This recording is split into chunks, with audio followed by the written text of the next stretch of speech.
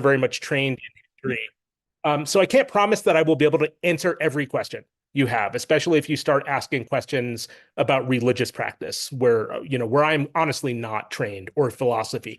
But I will do my best in question and answer to answer other things that come up, including if you have questions that are more contemporary. I'll be happy to take a stab at those. So again, looking at Jewish-Muslim, Jewish-Arab relations, why do I call it Jewish-Muslim relations? The term Arab is really a cultural linguistic term. If we were to look back in time at sort of where the Arab peoples lived, going back 2,000 years, we're largely just looking in the Arabian Peninsula. Today, it's a much more expansive geography. We would see the Middle East and North Africa. All of this is very much a product of the impact of the Arab Islamic conquests of the 7th, 8th, and 9th centuries.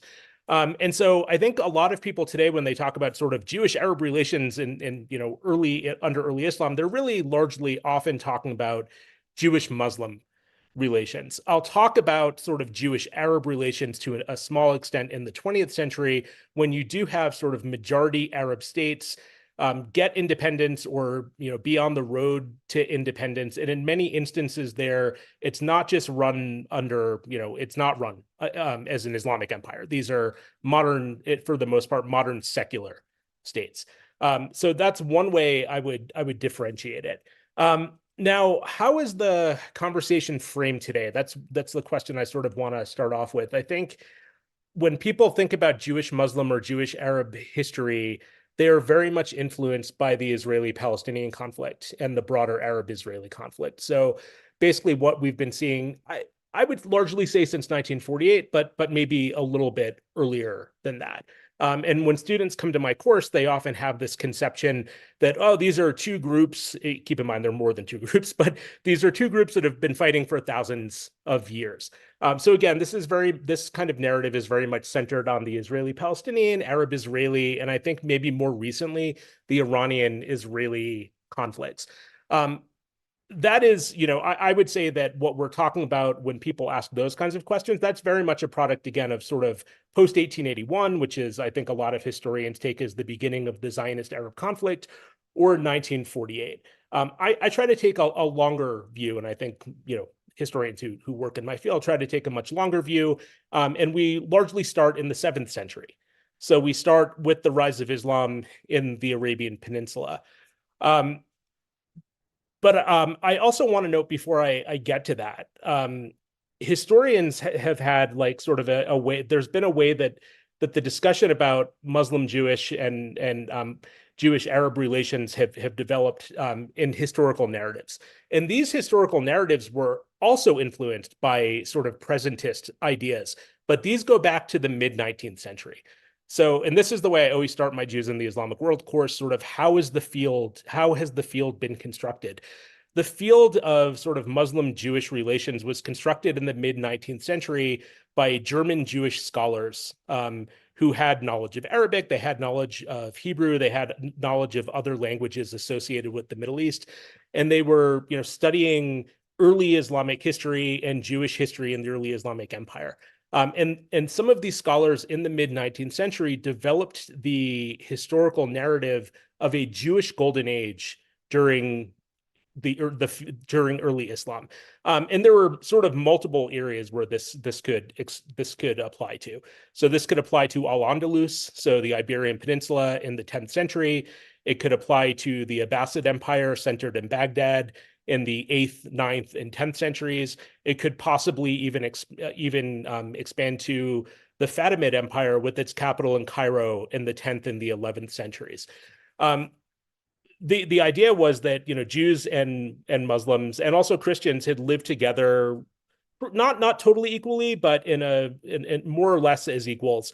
And again, this allowed intercultural exchange. This allowed these empires to sort of leverage the resources of all of the people in the empire, and it allowed sort of all of these people to live together in more or less peacefully. What I want to note is that this mid-19th century narrative was very much influenced by developments in Europe at that time impacting Jews. German Jewish scholars were basically looking around and saying, wow, we were promised that we could be emancipated in 19th century Europe, in Central Europe, in Western Europe. But even though we have theoretical equality, we're still not being allowed to integrate into all levels of society. And this is a society, Christian society in Central and Western Europe, which viewed itself as the vanguard of civilization. Who did they often view as sort of lower down the line of civilization? People in what they would refer to as the Muslim world.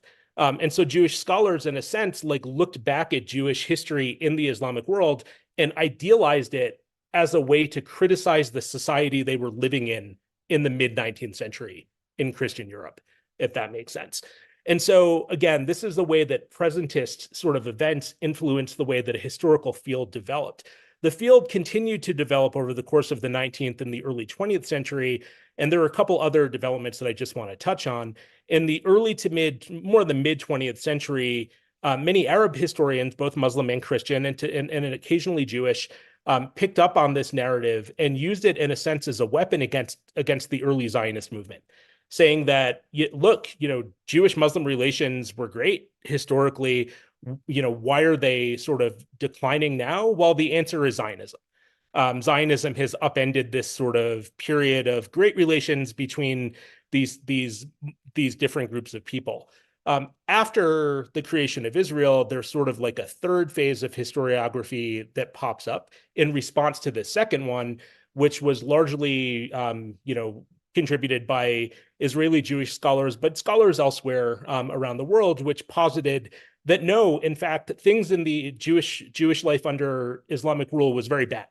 And it was often worse than it was under Christian rule in the Middle Ages and also in the early modern period. So we have sort of these three discrete ways of understanding Jewish-Muslim relations, all of them influenced by presentist developments from the time. First, sort of German Jews trying to criticize the society they were living in. Later, Arab historians, both Muslim and Christian, and sometimes also Jewish, using this narrative that they sort of picked up from German Jewish scholars to criticize the Zionist movement. And then later, many Zionist historians or Israeli historians who sort of created a counter narrative that said, no, actually, there was no golden age. Jews lived a precarious life in the Islamic world at all times. And I think today, those of us who have sort of been in this field over the last 1 to 2 generations have tried to move beyond this. And the focus now is not on sort of idealizing the past. It's really talking about what the past, what the model kind of really looked like. And scholars today tend to emphasize not an idealized golden age and not a period or not periods of constant persecution against Jews, but instead tolerance. That much of Jewish life under Islamic rule was marked by tolerance. There were periods of intolerance, but it was marked by tolerance, never equality. And this is something I always try to get across to students. It was never equality. And I'll get into that now. So I'll take that as my departure point. The origins of sort of Jewish-Muslim relations come from Muhammad's relationship with the Jews in the Arabian Peninsula over the course of the 610s and the 620s. I'm not going to say much here, but what's interesting here is that Muhammad had been born into a majority polytheist area. There were Jews and Christians who lived in the Arabian Peninsula in this period, more Jews than Christians. So Muhammad would have been, aware of sort of monotheism in the area, would have had relations with Jewish communities. And please note with what I'm saying here, I'm not in any way, I always give this disclaimer too, trying to discredit the revelations of any specific group. I am approaching this very much from the secular Western historical perspective, where I'm treating Muhammad not as the prophet, but as a person. But please know, I mean no offense to anybody when I do this, whether I'm talking about Islam, Christianity, or Judaism. So Muhammad, around the year 610, he was born in around 570. We don't have a specific date. He began to believe he was receiving revelations from God, from Allah, the same God as that the Jews prayed to, the same God that the Christians prayed to. And he started to try to spread this message. Interestingly, the group that he thought would be probably most amenable to this message were Jews, because he believed that, Jews were monotheists. He thought that the polytheists in the area would be the ones who would very much be against him. But Jews, being a fellow monotheist group, would recognize him as sort of another prophet in the line of the Hebrew prophets. He was sorely sort of disappointed by the Jewish response to this, which was they did not view him as a prophet in that line. They viewed him as a false prophet. And as a result of this, Muhammad does come into conflict with some Jewish tribes, although he seems to get along with other Jewish groups. He does grant, when he's able to assume political power in the 620s, he does grant Jews the right to live in this area. He views them as sort of a people of the book, a people of a similar, of the same God as Muslims. And this is sort of going forward, really I guess you could say, like a foundational concept in the way that Muslims will treat Jews over the course of the early Islamic period and even into the present period, which it's this idea that Jews pray to the same God as Muslims, but Jews either in some way messed up the revelation or didn't get the complete revelation. And as a result of that, they should not be punished. They should be allowed to practice their religion, but they have to abide by certain restrictions. And I also want to note this was also applied to Christians. So Christians and Jews were both viewed as sort of peoples of the book. And what's interesting is Muhammad seemed to have more problems come into more conflict with Jews in during his lifetime than Christians, which is probably because there were more Jews in the area than Christians.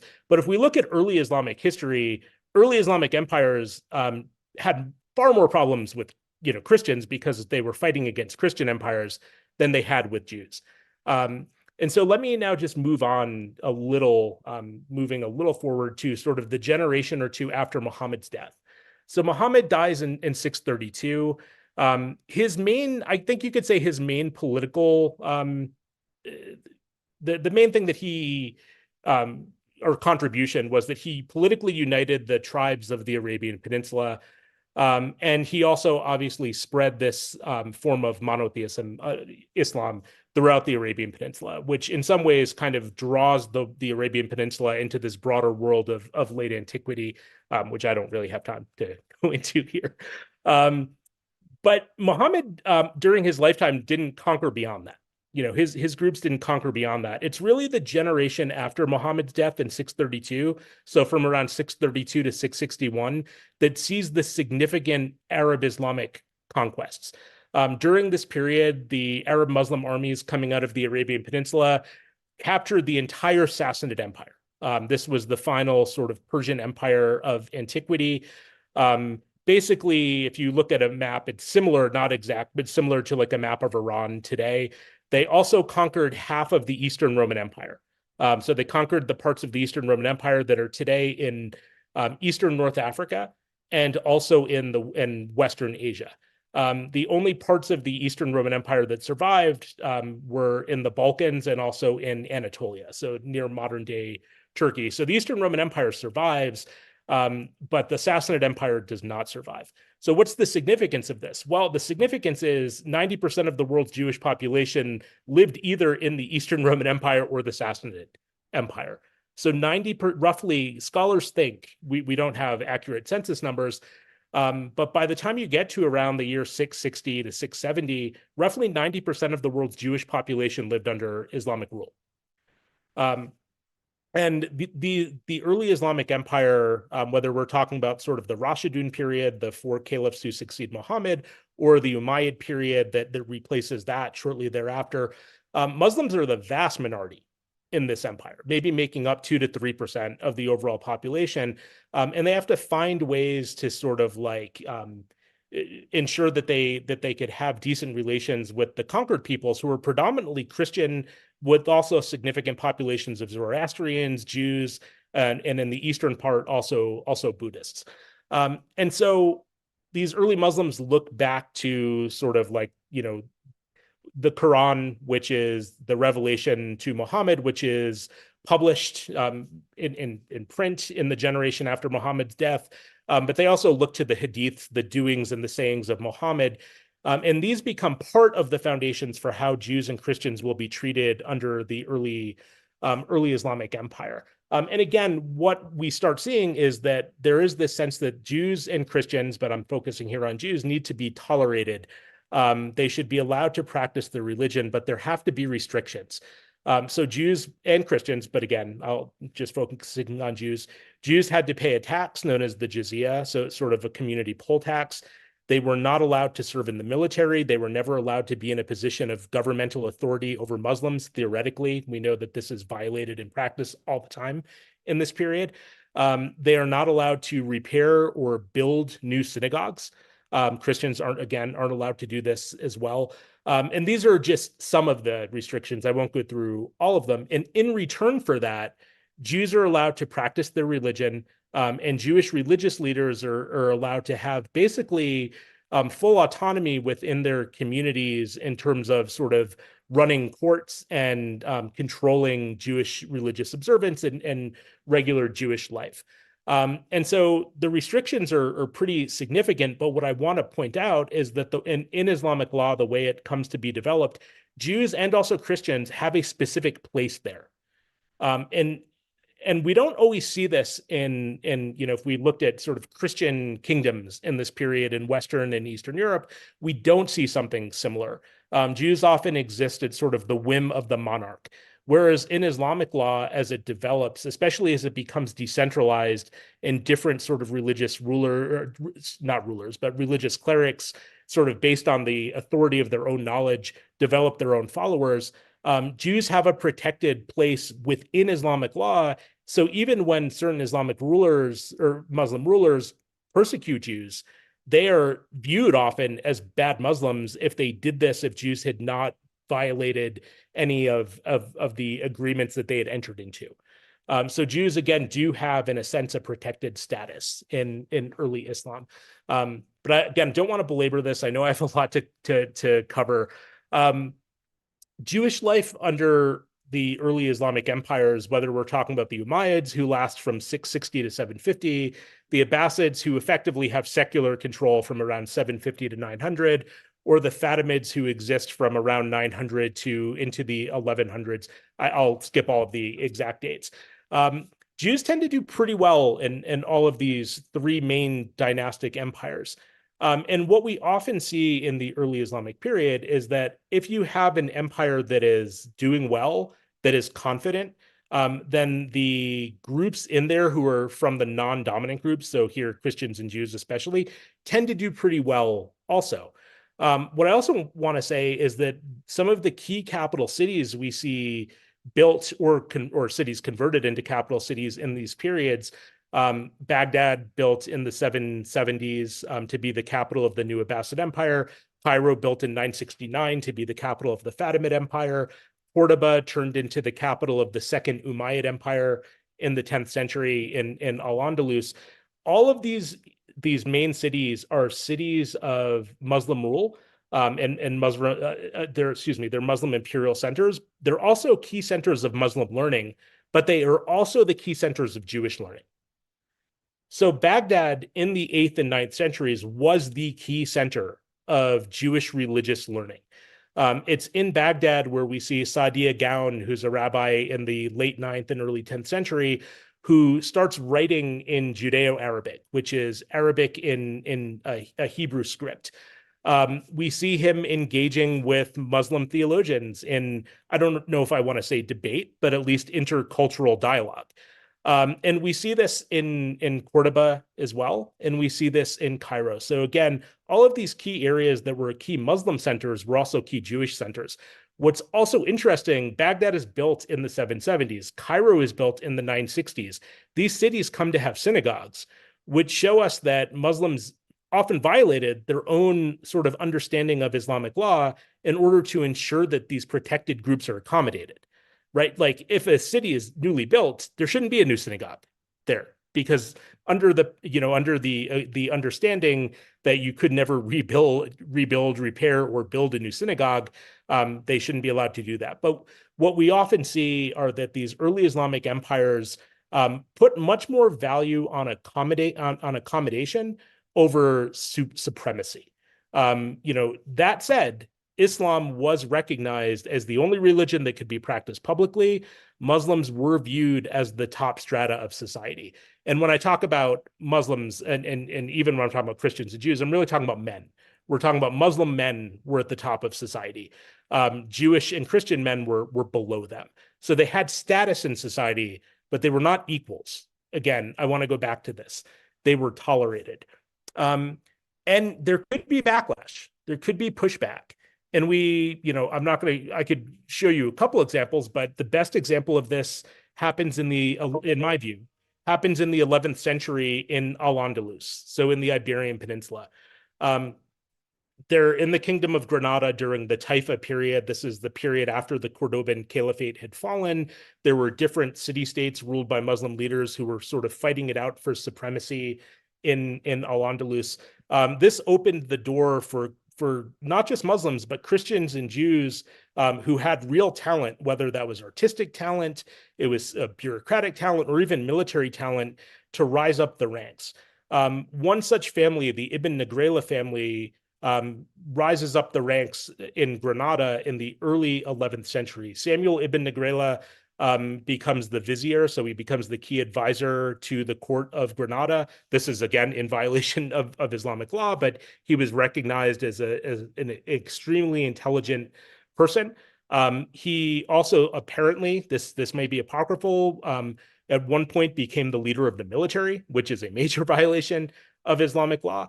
And so Samuel ibn Nagrela may have risen to a position in an early Islamic, this wasn't an empire, but a city-state, sort of the highest position that maybe from a secular standpoint that any Jew had reached in the early Islamic period.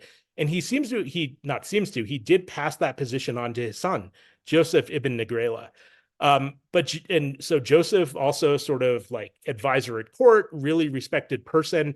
But in 1066 in Granada, there is an uprising against the government, which also morphs into an attack against the broader Jewish community. And Joseph ibn Nagrela is one of the many, we don't have specific numbers, but possibly in the thousands, one of the thousands of Jews who was killed in this attack. Now, this is a good example of of the fact that there could be anti-Jewish prejudice in the Islamic world, which we don't often see in this period. We see much more of it if we were looking at Christian kingdoms. But another way to look at it is this is a period where, in the Taifa period, where things were not going well for Muslim rulers and for sort of the broader Muslim communities in Al-Andalus. They were losing territory to some of the Christian kingdoms from the north. They were fighting amongst one another, and they were looking for people to blame. And why might the Ibn Nagrelas be to blame? Well, they were an example of sort of that government violating Islamic law by having Jews sort of not be a tolerated people, but be a people or like have a couple Jews who were in these positions of authority. So I'm just trying to explain sort of, what could possibly happen. So the Ibn Nagrelas are a really good example of sort of the highest highs and the lowest lows that Jewish elites, but also the Jewish community, could deal with in the early Islamic world. I do want to jump ahead. I know it's already almost 5:30. I only want to talk for around 15 more minutes at the most. I do want to jump ahead to the early modern period, so into the 1500s and the 1600s. In the meantime, between sort of the Fatimids and the 1500s, the Islamic world had fallen into some level of disunity. Instead of having very strong, solidified empires, there were sort of smaller, weaker empires that were sort of fighting one another. You have the Mongol invasions, you have the Crusades, though the Mongol invasions were far more devastating to the broader Islamic world. But in the early modern period, in the 1500s, you get the rise of some really strong Islamic empires. The most notable one for this talk is the Ottoman Empire, which unites a lot of the cities that had been capitals in the Fatimid Empire, the Abbasid Empire, the Umayyad Empire, though not in Al-Andalus. The Ottomans become sort of a tricontinental empire. They have significant territory in Western Asia with their Anatolian heartland. They have significant territory in North Africa by 1517, and also in southeastern and central Europe. And the Ottomans, or excuse me, what's interesting in this period, and this is where some of, again, some of the kinder narratives about Jewish Muslim history from a Jewish perspective come in, is that these areas, especially the Ottoman Empire and also Muslim rulers in Morocco, or Muslim or Islamic rule in Morocco, these areas become net attractors of Sephardic Jews who were expelled from the Iberian Peninsula. So Jews are expelled from the Kingdom of Spain in 1492. They are expelled from Portugal in 1497. These Jews become known as Sephardic Jews because Sepharad is the Hebrew word for Spain. These are Jews who speak Ladino or Judeo-Spanish, and they flee. Now, some of them go to, the Italian city-states where they find some welcome. Some of them end up going to Amsterdam. Some of them come to North America. Many of them had converted to Christianity. They continued to live lives as crypto Jews or as wholehearted Catholics in this period. But many of them end up going to the Ottoman Empire, and many of them end up going to Morocco. And there is sort of, even today, this mythology that, Sultan Bayezid II in 1492 invited Jews to, just come on into the Ottoman Empire, move in, and go where you want. What I want to highlight here is that even here, where the Ottomans did save a lot of Jews, and they did allow Jews to immigrate into the empire, my own family was one of them in the 1500s. My family ended up getting kicked out of Spain and ended up on the island of Rhodes, which was under Ottoman control, where they lived until the Nazi Holocaust in the 1940s. So I'm not downplaying this, but what I want to note is that Ottomans didn't say Jews come in and just go wherever you want.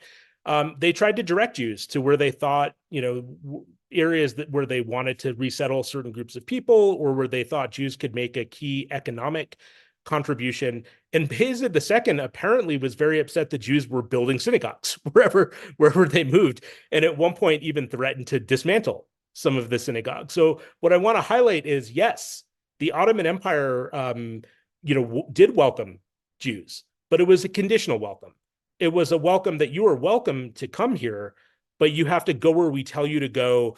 You are not going to be treated as an equal in society. You will be treated as a tolerated group, as in the term in the early Islamic period was dhimmi, and in the Ottoman Empire would have been pronounced zimi or zimmi. But in either case, these are protected peoples who have a specific status. They are tolerated, and they are not equal. I'm going to have to skip ahead a little here, because what I really want to focus on in my remaining time is when this starts to change a bit.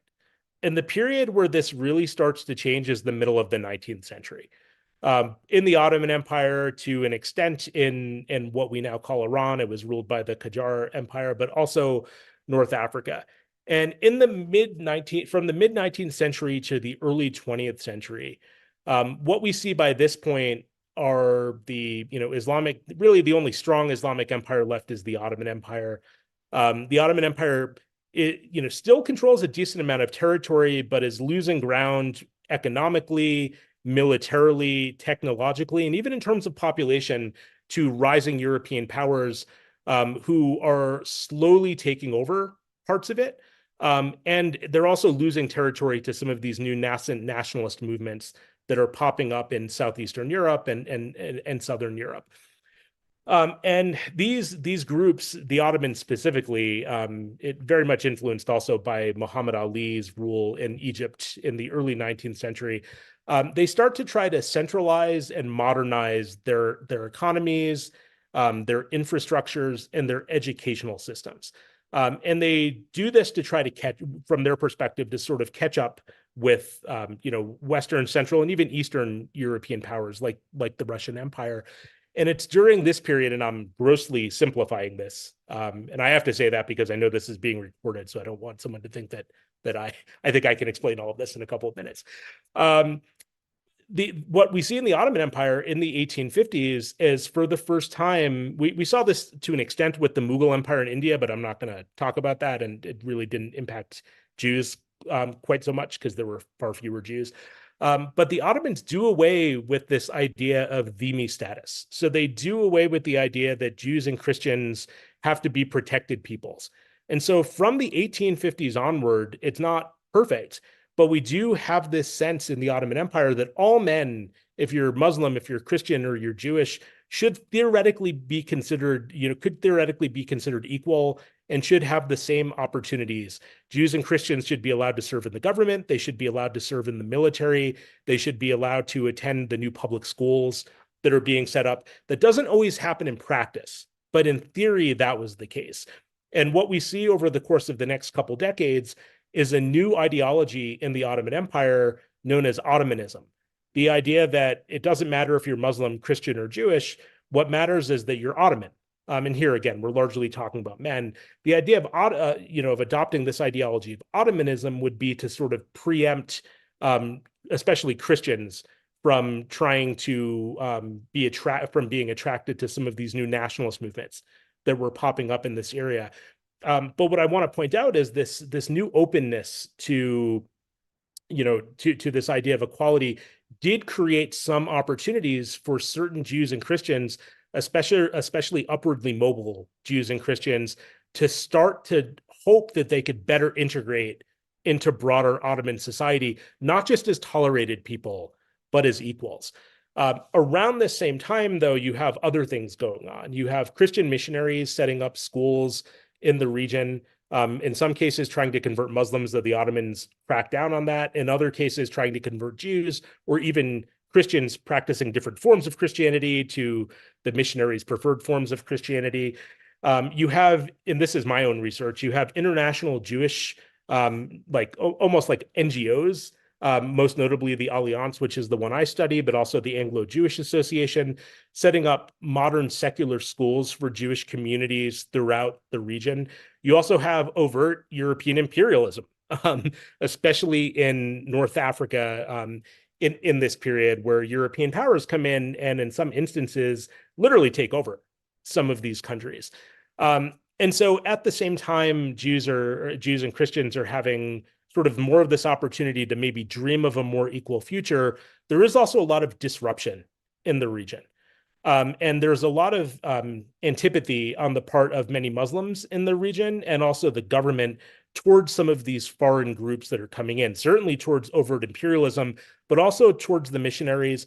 And to a lesser degree, we don't see this quite as much towards some of the international Jewish networks. The reason we don't see this with the international Jewish networks, they're not attached to a nation state. This predates the Zionist movement. And in fact, these organizations tend to be either anti or non-Zionist. They're more focused on integration.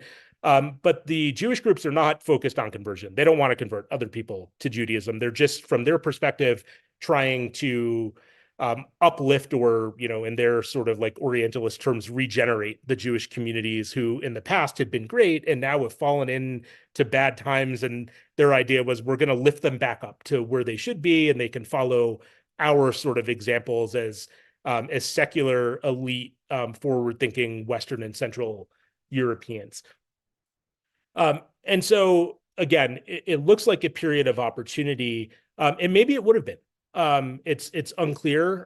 My own book, I could have ended it in 1914, and it looks like the Jewish communities in Baghdad and Basra are on the upswing, and then World War I breaks out. And World War I really upends a lot of this. After World War I, you have overt European imperialism in the Ottoman Arab provinces. The Ottoman Empire is no longer. You have the mandate system that's set up. You have the Balfour Declaration, which promises support, British support for a Jewish homeland in Palestine. When the British do take over that area, they do allow significant amounts of Jewish immigration into Palestine over the course of the 1920s and 1930s. At the same time, you have the rise of Arab nationalists, and this is really where it becomes more of a Jewish-Arab relations. You have the rise of secular Arab nationalist parties, which talk about identity and belonging based on these newly carved out borders, whether we're talking about Syria or Iraq or Palestine. And they talk about who is and is not an Arab. Early on in some of these forms of Arab nationalism, there was a lot of space made for Jews But over time, Jews are increasingly left out, or there's increasingly less space for Jews in many of these Arab nationalists, these Arab nationalist parties. And in my own classes, what I try to do is highlight sort of, before I do that, sorry, you can tell I'm very ADHD. So um, before I get into that, I do want to highlight, though, that this period from, especially in the 1920s, was also another period of hope.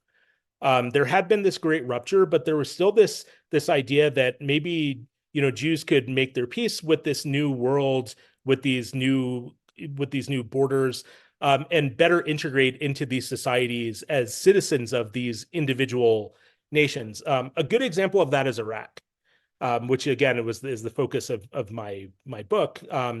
Though I look at the late Ottoman period, not this period, but I have studied this period. If we were to look at Iraq, which becomes this new state in 1921, although it's still under the British mandate, there's a significant Jewish population in Iraq. Jews made up roughly 3 to 4%, we think, of Iraq's overall population, higher percentage than Jews in the United States today, if we're looking at it from a percentage. If we look at Baghdad was between 25 and 35% Jewish and had roughly the majority of the Jewish population in Iraq. So, and this was the longest sort of like, I guess you could say like the longest enduring Jewish community in the world at the time. They traced back 2,500 years or so. Now, many Jews in this area had been, doing well, trying to integrate into the late Ottoman period. But they seem to be doing, in some instances, even better in the 1920s in Iraq. What we see with the Jewish community there, many of them had secure government employment because they knew foreign languages from the schools that they had attended from the Alliance in the late 19th and early 20th centuries. The first minister of finance in the first Iraqi government, Sassoon Heskel, was a Jew. He's the first and only Jew to ever serve in the Iraqi cabinet. Many Jews, came to start writing.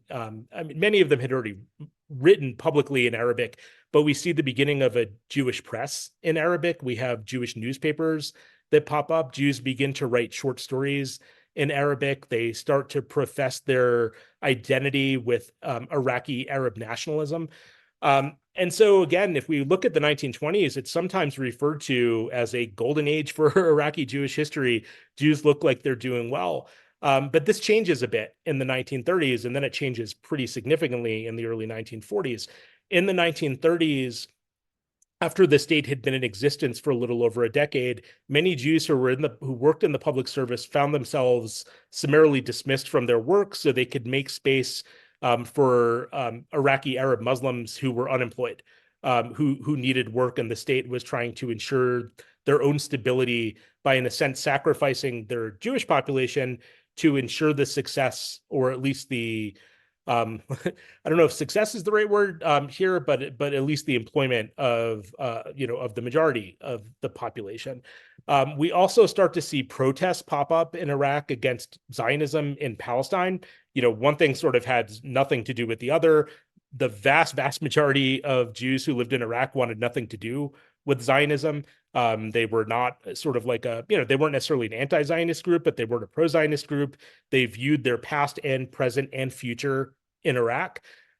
We see that. We also start to see political destabilization. We see a series of coups in Iraq in the 1930s.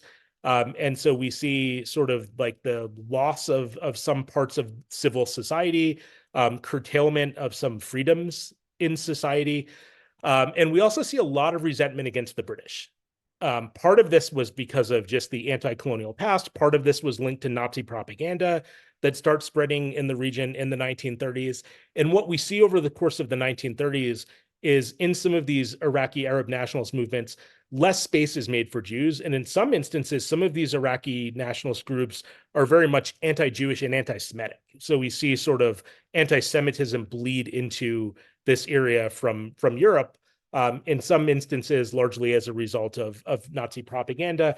This culminates in early 1941, when there is an uprising against the Jewish communities of Basra and Baghdad. It's the first sort of large-scale attack on the Jewish communities we see hundreds of people are killed, either hundreds or thousands of people are injured. And this really shocks members of the Jewish community who in Iraq believed that they were the most well integrated in the broader Arab world. And from this point, I think scholars disagree, sometimes debate what's the real significance of this event that becomes known as the Farhud. But one thing that does come out of it is that many Jews take a more overt political orientation. Some, especially some of the younger ones, do start to veer more toward Zionism, which was illegal in Iraq. They had defined underground Zionist movements. The vast majority of people who became politically active actually became more attracted to the communist movement, because it was a movement that didn't care if you were Muslim, Christian, or Jewish. It was more about sort of like, economic and political fairness. And so we do start to see the politicization of this community. But then we see the 1948 war break out. We see more attacks on Jews. We see life become really difficult for many Jews. The Iraqi government in 1950 passes the denaturalization law, and between 1951 and 1952, roughly 125 to 130,000 Jews either leave, I should say between 48 and 52, but largely from 51 to 52, Jews either leave by foot or airlifted out of Iraq. And by the time you get to late 1952, a population that in 1948 had been 140,000 was reduced to between 6,000 and 10,000. And again, this is largely a result of, I think you could say developments from the interwar period, the fact that the Iraqi government was being destabilized, and then the 1948 war and its subsequent impact on the local Jewish community. And we see this play out elsewhere in the broader Arab world. Morocco was the largest had the largest single Jewish population in the Arab world. Roughly 250,000 Jews lived in Morocco. After the French, withdraw in the 1950s, that population dwindles. Today, there are around 3,000 to 4,000 Jews left in Morocco. The Algerian Jewish population was around 100,000 after the Algerian War in the 50s and 60s. Most of those Jews ended up in France, and the population is very low. I mean, I think it's in the hundreds, if even that high. Something similar plays out in Tunisia, where there is still a very small, Jewish population of, I think, 1,000 to 2,000, but it was over 100,000. So what we see in these areas between 1948 and 1973, roughly 80 to 90% of the population leaves. And today the numbers are even more staggering. Today there are fewer than 5%. The Jewish communities would be less than 5% of what they were in 1948. And again, a lot of this was the impact of the Arab-Israeli conflict, but some of this was the impact of European colonialism. It was the failure of Arab nationalism to make space for Jewish groups. Some of it was the result of cleavages that I didn't have a chance to get into that were brought about by economic and cultural imperialism from the 19th and the early 20th centuries. But what I want to close on this. If we were looking at the Jewish communities in the majority Arab world in 1913, 1914, and let's say you had a DeLorean with a flux capacitor, and you could go back there, and you could meet these people, and you could say, wow, your community is not going to exist in 35 years. If you said that to a Baghdadi Jewish family, I think they would be shocked. They would say, we've lived here for 2,500 years and life has sort of never been better for Jews in this area. But within 25 to 27 years, their communities had been uprooted. And sort of, we're still, historians today are still looking at some of the impacts of that. I said I'd end, but the final thing I do want to end on, what are some of the impacts of that? One of the impact is it massively changed Israel's demography, or impacted Israel's demography. The majority of Jews from the Arab world end up going to Israel. Not all. Most Algerians end up in France, but the majority end up going to Israel. And if we look at Israel's population today, its Jewish population, roughly half of its Jewish population descends from Jews who either lived in majority Arab, majority Persian, or majority Turkish population. So these were areas where Islam would have been the majority religion. So again, roughly 50% versus roughly 50% who are Ashkenazi, so who descend from Eastern or Central Europe. If we look at the United States Jewish population, the U.S. Jewish population is roughly the same size as Israel's, depending on who you want to count as being Jewish or not Jewish. The two together represent 80 to 85% of the world's Jewish populations. The American Jewish population is 90% Ashkenazi. So there is a major difference in the sort of ethnocultural makeup of the two communities, largely as a result of the fact of the Jewish exodus from these majority Arab, but also Iranian and also Turkish areas. And I know this was a bit disjointed. I tried to cover a little bit too much, maybe, but I hope that I gave you some sense of overview of Jewish history in the Islamic world. Some of the highs, some of the lows, sort of what happened in the more contemporary period. And again, if we're looking at the earlier period, I really want to focus on tolerance, not equality. So thank you, and I'm happy to answer questions. All right, thank you for that talk. And I think it was pretty coherent given that you just covered, I don't know, like 15 centuries worth of material in less than an hour. And I struggle to do that in an entire semester. So what I want to do is, because we do have a smaller in-person group, if you're comfortable, can we just open questions up for the in-person group? And then I do have a few questions already online. So the first question I wanted to kind of bring together, I want to kind of bring together two questions that we have here. The first is, do you kind of see Ottomanism influence Arab-Jewish relations after the collapse of the Ottoman Empire? And perhaps does also this kind of tolerance approach and or the ability for Jews and Muslims to kind of rise, or Jews and Christians to rise through the ranks with Ottomanism, does that persist in some places? Is it always still conflict today, or is this persisting elsewhere, this tolerance, these legacies? Sure. Yeah, I'm happy that those are really good questions. So the first question, I actually the first article I ever wrote was sort of about that, and it looked at in 1918 or 1917 or 18. God, I should know this, but I am blanking off the top of my head. I just submitted final grades for the quarter an hour ago, or so brain's a little overloaded. But in any case, towards the end of World War I, when the British took over Baghdad, Baghdadi Jews petitioned the British for citizenship. And this was held against them later on by some of these Arab nationalist groups, saying, "Wow, you're just a front for the British. You're on the British side. You didn't want to be a citizen of the state of Iraq." And what I try to argue in my article, looking at evidence from the Allianz archive, but also from the British Foreign Office archives, is that these Jewish community, many of the Jews who requested British citizenship at the end of World War I were Jews who had actually really thrown in their lot with Ottomanism. They believed in Ottomanism. They also believed that Ottomanism would protect them against some of the prejudices, in their views, of the local population. They thought that having sort of a stronger imperial identity would protect them against some of the, I guess you could say, more some of the groups in some of the provinces, including in and around Baghdad, who maybe weren't all in on the reform movement and didn't want things to change.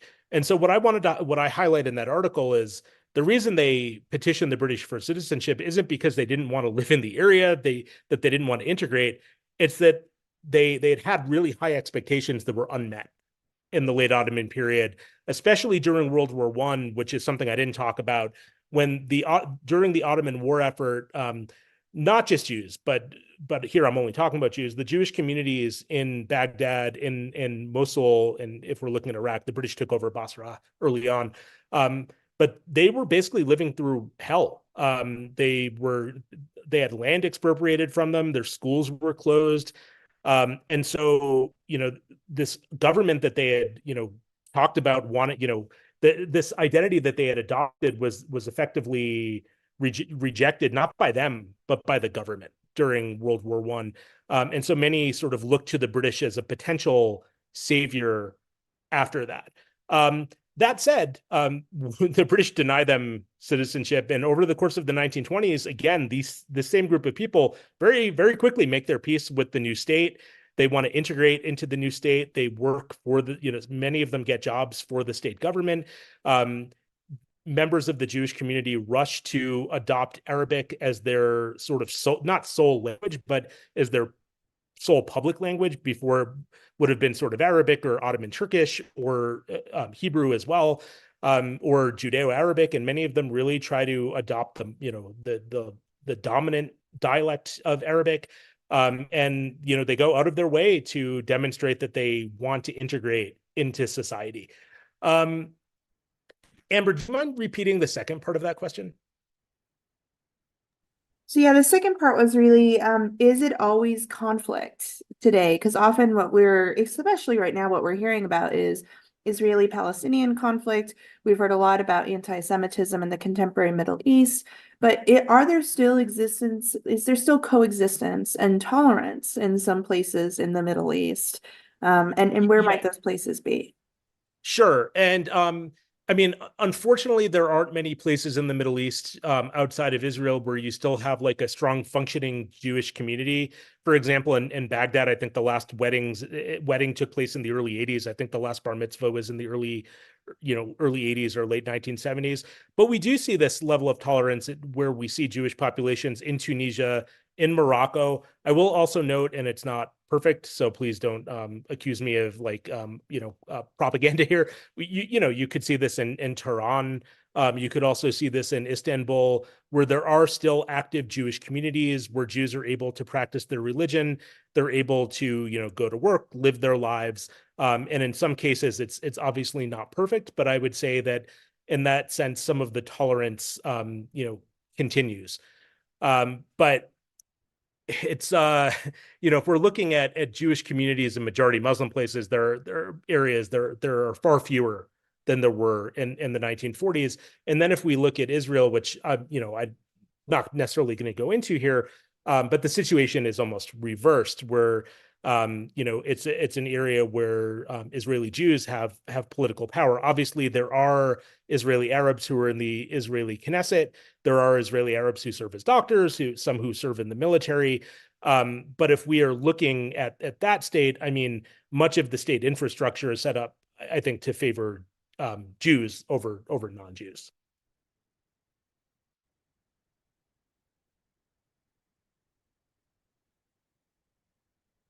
We have one question in person, so I'm going to try to wheel you closer. Oh, grounded. Oh, no. Oh, it's okay. I don't think we're disconnected from the internet. We're just disconnected. All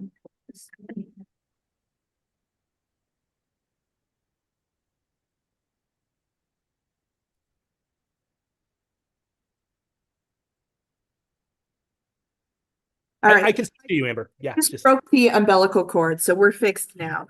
All right. You could relate the question, has the percentage population of the Jewish people gone down or up worldwide? So the question is about Jewish demographics globally, and if they have increased worldwide or decreased worldwide. It depends on, so I think there are a couple answers to this question. I'm not a demographer. I'm somewhat aware of some of the numbers. It depends on who you are counting as Jewish and who is self-identifying as Jewish. So for example, if we look at the United States, different groups give different numbers. Depending on who you're listening to, there are between 5.2 and 7 million Jews in the United States who in some way self-identify as Jewish.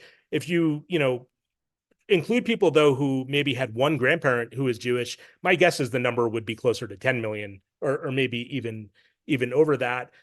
If we look at the United States' Jewish population, though, overall, I would say it's been pretty steady the last few decades. Somewhere in that, if we want to talk about who self-identifies, somewhere in that range of 5 to 7 million, augmented a bit by the arrival of some Soviet Jews in the 1990s, but still relatively stable. If we look at Israel's Jewish population, though, we have seen major increases, not just as a result of immigration, but also as a result of much higher birth rates. within the state of Israel. So if we look at Israel in terms of advanced economies, I believe has the highest birth rate in the world. There are different strands of Judaism, and here I'm only talking about the Jewish population. There are different strands of Judaism within Israel, but even secular Israeli Jews tend to have 2 children per woman. In the United States, the number, if we're looking at non-Orthodox Jews, would be much lower than that. And in Israel, many of the Orthodox women or ultra-Orthodox women have 7 children, have averaged 7 children. We do see this as well in the United States among members of the ultra-Orthodox, which is why the United States Jewish population is expected to decline slowly in the short term and then to grow more in the middle part in the end of the 21st century, excuse me. And the United States right now, the Jewish population is predominantly non-Orthodox, but it is likely, based on current trends, though, demography isn't necessarily destiny, current demography isn't destiny. It's likely in the middle to later part of the 21st century that the Jewish community not only grows pretty rapidly in the United States, but that the vast majority of that growth, or really all of the growth, is among Orthodox and ultra-Orthodox populations. And the Israeli Jewish population is also growing rapidly. So we did obviously see a global decline in the Jewish population as a result of the Holocaust. And I'm not sure right now what the number looks like compared to what it would have looked like, if we went back to the 1920s or 1930s. But the global Jewish population now is rising.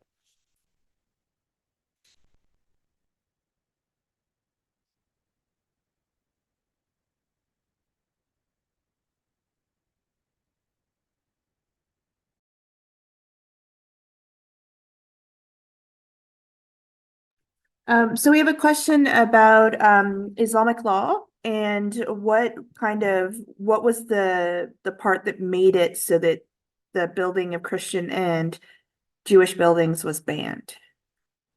It was again this idea that that Jews and my understanding is it's a couple of things. One, it's this idea that Jews and Christians had received a revelation, but it was an imperfect revelation, or they had corrupted the revelation.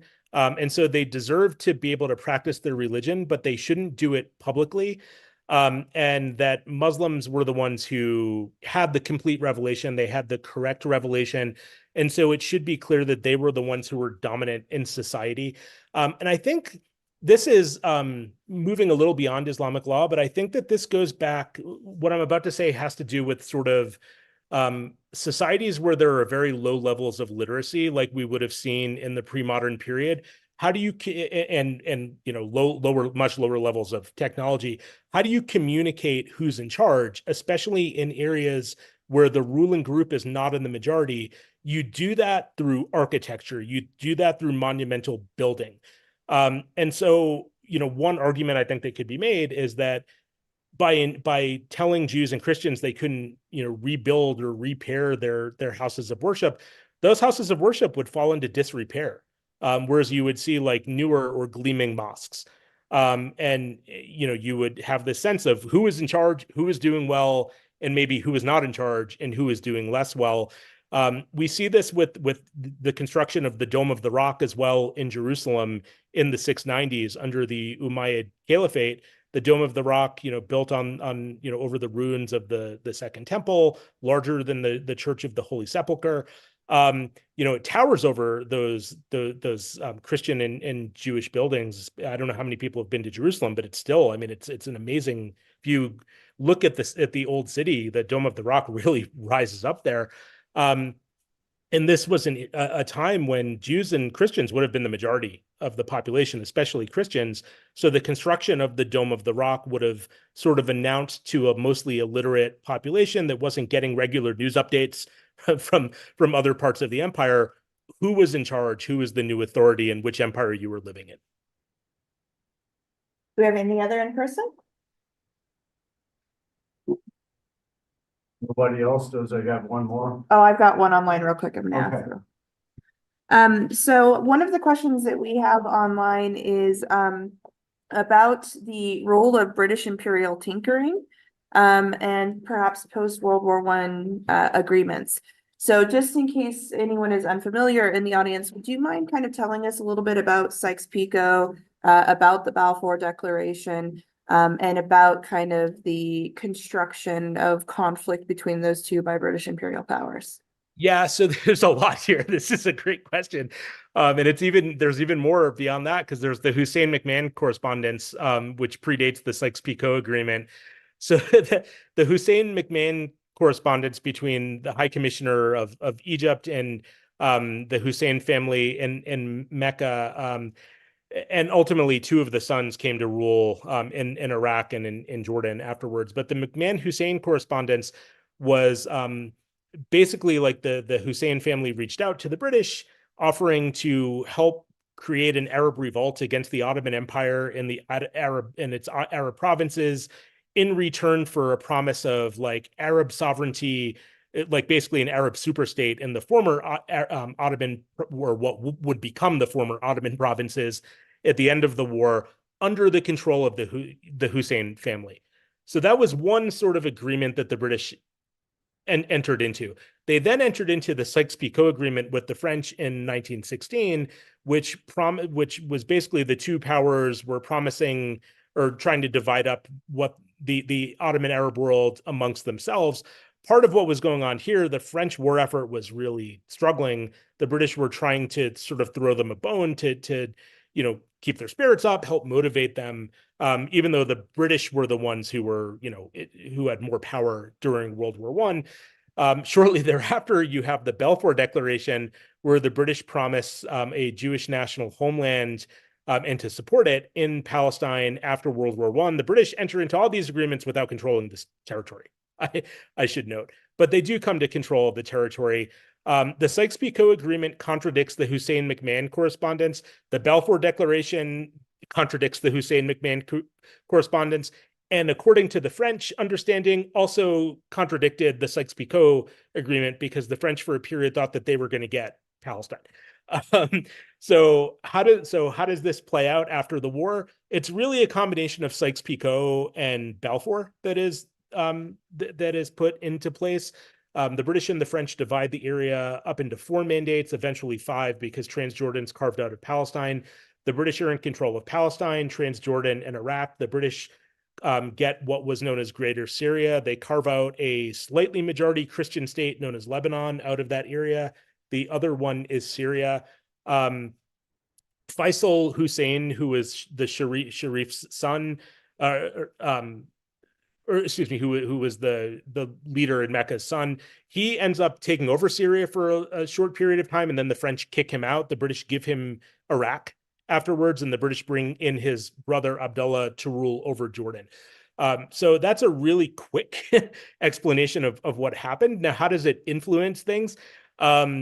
I think the Hussein family believe that they didn't get what they were promised. I think many Arab nationalists, even if they didn't necessarily like the Hussein family, believed that the Hussein family had been double crossed. I think that you see this. Many people in the region, I think the vast majority, including some Jews who lived in the area, believe that the Balfour Declaration was illegitimate. It is written into the League of Nations mandate, so in effect, it becomes international law. Like, the British have to allow it to abide by international law. Keep in mind, they are basically running the League of Nations, because the United States is not part of it. And the Balfour Declaration sets off protests throughout much of the Arab world. So we see it not just in Palestine, but we see it elsewhere. We also see a lot of anti-British and anti-French protests pop up that have nothing to do with the Balfour Declaration and have everything to do with overt British and French colonialism. We see this in Iraq in the late 19-teens and 1920. We see this in Syria, and we see this most notably for this for this talk between 1936 and 1939 in British Palestine, which obviously had very much to do with the Balfour Declaration. And between 1936 and 1939, there's a massive Palestinian uprising against the British rule, and 10% of Palestinian men are either killed, injured, or imprisoned during this time. So yeah, I think you can't really understate the impacts of the British wartime agreements and the way they were they were implemented. The final point I want to make is that, the British also come to be hated by the Zionist movement in Palestine, because as a result of the 1936 to 1939 revolt, the British issue the White Paper of 1939, where they limit Jewish immigration to 15,000 a year over the next 5 years, and any future immigration would have to take in, could be vetoed by the majority population, which was non-Jewish at the time. So the British basically ceased to support Zionism in 1939 as a result of the revolt and what the British foresee as being, the World War II on the horizon. But this creates really bad blood because the Zionist movement now believes that the British have double-crossed them. And this is also the period where Jews need a refuge the most, but they can't come to Palestine. And they can't go to the United States because the United States had put in an immigration restriction in 1929. It's also right during the Great Depression. Jews can't get into Western Europe. They can't get into many other places. So the British, in the historical narratives of both the Arab Palestinian side, but also the Zionist side, come to be viewed as a group that tried to suppress those nationalisms. I think it's true in the Palestinian case. I think in the Zionist case, it was not true in the 1920s and early 1930s. I think you could make a case it becomes somewhat true in the late 30s and early 40s. But I would also note that by that point, Zionist Jews had created the proto-governmental infrastructure that would allow them to create their own independent state 9 years later. All right, thank you for that. It looks like we're at 7:10 p.m., which we're 10 minutes past our allotted time with you. So I want to thank you for taking the time to chat with us today, and we will certainly be in contact very soon. Sure. Yeah, thank you all. This is the end of spring break, the end of grading, so thank you for sitting through somewhat of a disjointed talk from a very ADHD person. I did like seeing the cats on your screen. I am a big cat lover, so it was nice to see that at least two of you in the audience had your cats with you. I had my cat walking around with me at some point, but he's not really into Middle East history, so I assume that's why he left. But thank you all. Thank you for this invitation, and I hope you all have a wonderful evening. You as well. Have a beautiful evening.